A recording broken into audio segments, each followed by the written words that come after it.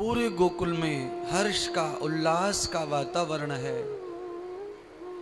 संपूर्ण देव शक्तियां गोकुल में अवतरित हो गई हैं। भगवान के दर्शनार्थ बाल के दर्शन करना है। क्या इंद्र क्या कुबेर सब देवता पधारे हुए हैं।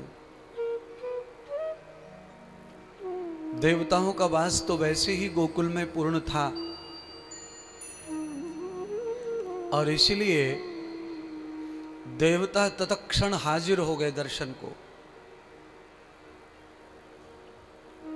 क्योंकि सभी देवताओं का वास गौ माता में है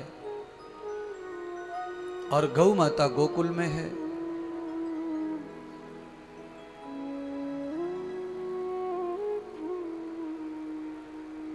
और आज उसी गौ माता की सेवा का फल है कि आनंद बरस रहा है गोकुल में। सर्वभूतम यथा द्वेषाम हृदयम जीव सनातनः।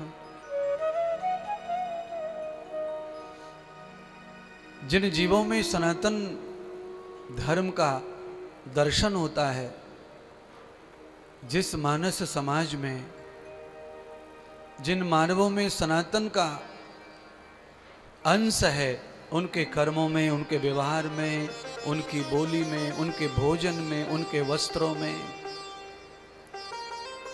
वहां आनंद बरसता है। सच्चिदानंद परब्रह्म परमात्मा अपनी कृपा करता है।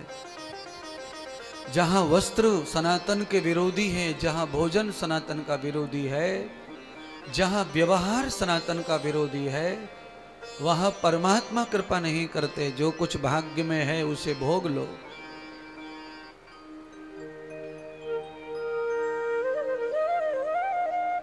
भाग्य का जो फल है वो एक टाइम खत्म हो जाता है,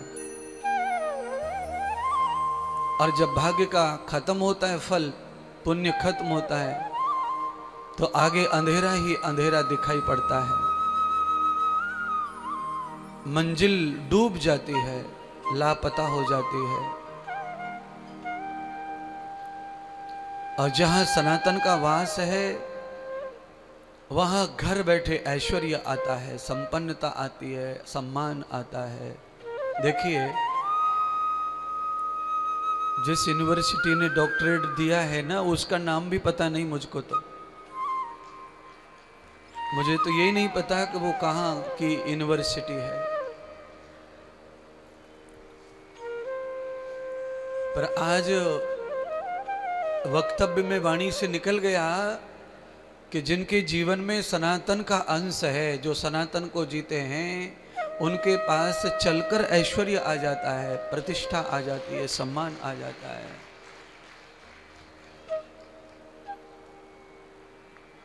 कल हम लोग कथा के बाद गए थे बाहर, पत्रकार परिषद थी, एक पत्रकार भवन में गए थे। वहाँ पत्रकारों ने पूछा कि आपको ये डॉक्टरेट की उपाधि मिली है, तो आप महामंडलेश्वर भी हैं, आप इन दोनों पदवियों को कैसे देखते हैं? तो मैंने जवाब दिया था, तो पत्रकार हॉल में वहां भी तालियां कल बजी थी मेरी जवाब के बाद। वैसे तो पत्रकार तालियां बजाते नहीं किसी के लिए।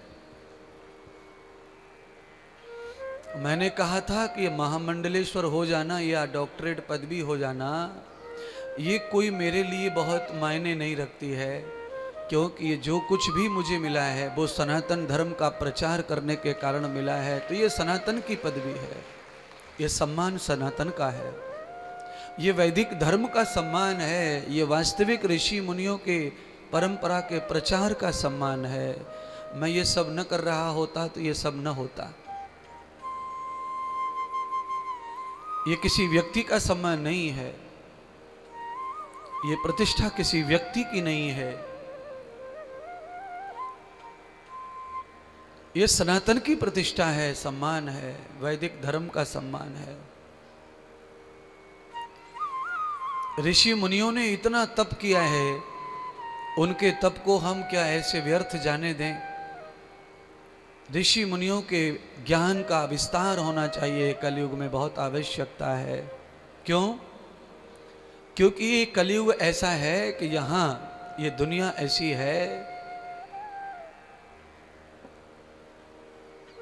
कि आपके कब जिंदगी में आएंगे बाहर बनकर और कब उजाड़ के फुलवाड़ी को चले जाएंगे।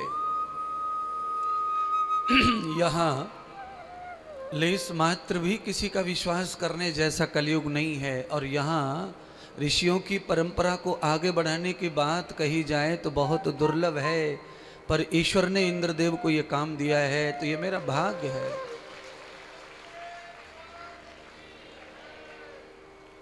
यहाँ तो बहुत बड़ी संकट की घड़ियां चल रही हैं इस समय।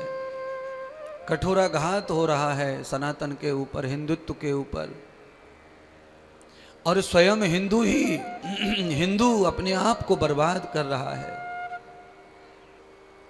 दूसरी संस्कृतियों की बात छोड़ो, हम अपने आप ही अपनी संस्कृति का नाश कर रहे हैं।